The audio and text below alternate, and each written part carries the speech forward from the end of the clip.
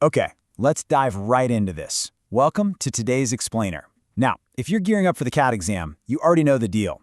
The Verbal Ability and Reading Comprehension section, VARC, is literally the make-or-break zone where students either gain a massive lead or lose precious marks. So today, we're taking VARC preparation and transforming it from subjective guesswork into a concrete, foolproof logic plan. We're going to build a highly prescriptive framework for you, going all the way from the basic foundation straight through to mock analysis. Here's our roadmap for this explainer. We're going to cover 1. The logic behind VARC, 2. Your daily RC routine, 3. Cracking TITA Para Jumbles, 4. Spotting RC trap options, and finally, number 5, the mock analysis framework. All right, kicking things off with Section 1, the logic behind VARC. Before we even touch on strategies, we need a massive mindset shift. We have to bust this common myth right out of the gate. VARC is not a test of your innate English skills. It's really not about whether you've memorized the perfect dictionary definition of some obscure 10-letter word. So many students treat it like a pure language test, just stressing over complex grammar rules. But actually, it's a logic test. It absolutely rewards students who read actively, think clearly, and can decode an author's bias, the logical structure, and the implied meaning buried within an argument. Which brings us to a golden rule from our sources. Don't chase speed too early. Speed follows clarity. Look, I know it's incredibly tempting to just rush through a 500-word passage to save a few seconds, but honestly, doing that completely ruins your comprehension. Accuracy has to be built way before speed. If you don't clearly understand the core idea, reading faster is literally just going to help you pick the wrong answer faster. Moving right along to Section 2, your daily RC routine. So, here's the exact active reading workflow you need to be doing every single day. Think of it as building your foundation. Step 1, read 2 articles from diverse topics. Step 2, write a one-line summary for each paragraph. And I mean physically write it down in a notebook. Doing this forces your brain to filter out all the extra noise and zero in on the core idea quickly. And step 3, identify the author's overall core argument. That ability to instantly spot the main point, that's exactly what CAT RC questions are testing you on. Now, what's really interesting about this is that the type of reading you do matters just as much. CAT RCs mirror op-eds and abstract essays, not fiction novels. You can't just read Charles Dickens all day and expect to ace VARC. About 80% of your daily reading should really be dense nonfiction spanning diverse topics like science, economics, and culture. We're talking sources like Aeon, The Guardian, or The Economist. Consistently reading these will train your brain to handle unfamiliar, dense, and highly abstract ideas without hitting the panic button. All right, on to Section 3, cracking TITA Para Jumbles. Let's transition into execution, specifically focusing on those dreaded type in the answer, or TITA questions. TITA questions present this super unique mathematical challenge.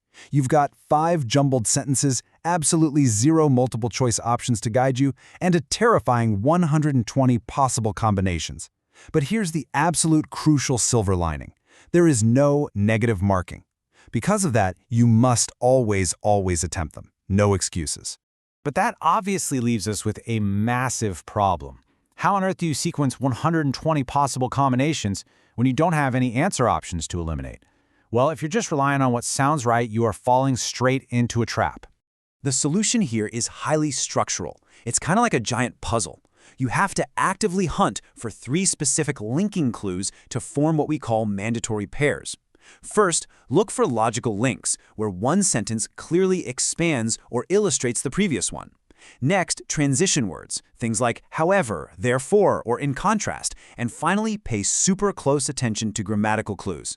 For example, if a sentence uses the pronoun they, it absolutely must immediately follow the sentence that introduced that specific plural noun. Find the pairs, build the sequence logically, and stop just relying on the vibe of what sounds correct. Next up, Section 4, spotting RC trap options. Let's shift our focus back to reading comprehension execution, specifically on how to break ties. You know when you're stuck between 2 options that both look correct? Well, examiners are usually baiting you with one of these 3 traps. First, is it a small distortion, where maybe just one single word is exaggerated? Second, is it a scope mismatch, meaning the option claims something way too broad or way too narrow compared to what the author actually discussed? Or third, does it use extreme language? If the author says a policy is often flawed and an option says it's always flawed, eliminate it immediately. The rule of thumb here, for sure, is never choose an option that goes beyond what the text actually says. And finally, Section 5, the Mock Analysis Framework. We're climaxing here with absolutely the most critical differentiator between average scorers and top percentilers. Taking a mock without forensically analyzing it later is basically like getting a medical report and never reading it. It's pointless.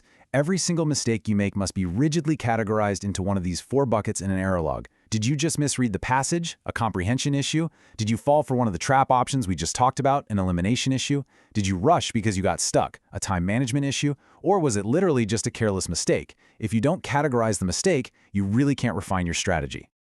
To truly learn from a mock, you have to follow this strict review loop. Step 1, write down exactly why the correct option is right.